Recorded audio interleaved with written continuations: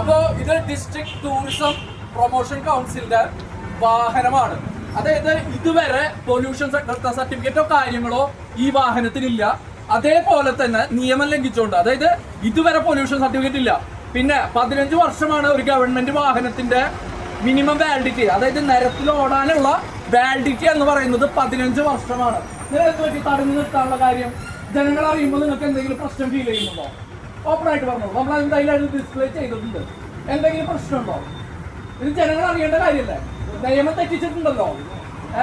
അപ്പൊ ഇത് നിയമം തെറ്റിച്ചത് കാണാതിരിക്കാനായിട്ട്, അതായത് ജനങ്ങൾ കാണാതിരിക്കാനായിട്ട് ആ വാഹനത്തിന്റെ മുന്നിൽ നിൽക്കാണ് കേട്ടോ. ജനങ്ങൾ കാണരുത്, ആ നമ്പർ കാണരുത്. അതേപോലെ തന്നെ ഡിസ്ട്രിക്ട് ടൂറിസം പ്രൊമോഷൻ കൗൺസിലിന്റെ വണ്ടിയാണെന്നുള്ളത് ജനങ്ങൾ അറിയരുത്.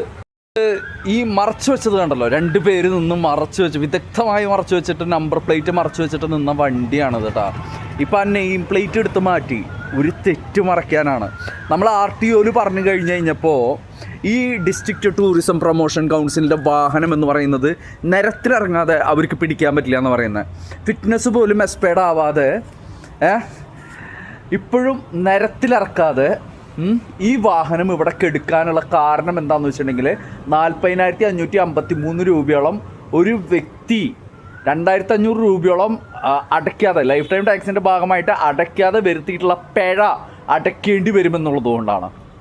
ആ ഒരു വ്യക്തിയിൽ നിന്ന് ഈടാക്കേണ്ട ഈ പിഴ ഫിറ്റ്നസ് എക്സ്പയർഡ് ആവുന്നത് വരെ ഈ വാഹനം ഇവിടെ കിടക്കുകയാണെങ്കിൽ ആരാണ് ഗവൺമെൻറ്റിലേക്ക് കണ്ടെടുക്കേണ്ട ഈ തുക അടയ്ക്കുക? ഗവൺമെൻറ്റിനെ പറ്റിച്ച ഗവൺമെൻറ് എംപ്ലോയിക്കെതിരെ നടപടി എടുക്കാതെ ഈ name plate, district tourism promotion council എന്ന് പറയുന്ന ഈ നെയിം പ്ലേറ്റ് മുന്നിൽ നിന്ന് എടുത്ത് മാറ്റിയത് കൊണ്ടോ അല്ലാതെ ഇതിൻ്റെ മുന്നിൽ 2 പേര് വന്ന് നിന്നതുകൊണ്ടോ ഈ പ്രശ്നം ഇവിടെ തീരില്ല.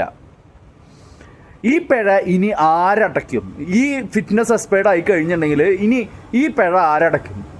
നിരത്തിലിറക്കാതിരിക്കുന്നു. RTO പിടിക്കുമെന്ന് പറഞ്ഞാൽ നമ്മൾ കംപ്ലൈൻറ്റ് കൊടുത്തതിൻ്റെ ഭാഗമായിട്ട്, അതായത് നിരത്തിലിറക്കിയാലല്ലോ പിടിക്കുള്ളൂ.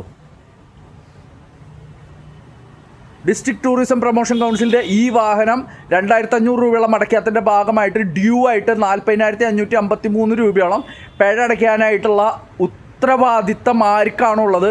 അവരിൽ നിന്ന് RTO ഇത് കണ്ടെടുത്തിട്ട് പിഴ അടപ്പിക്കേണ്ടതാണ് എന്ന് ഓർമ്മിപ്പിച്ചുകൊണ്ട് ബൈ.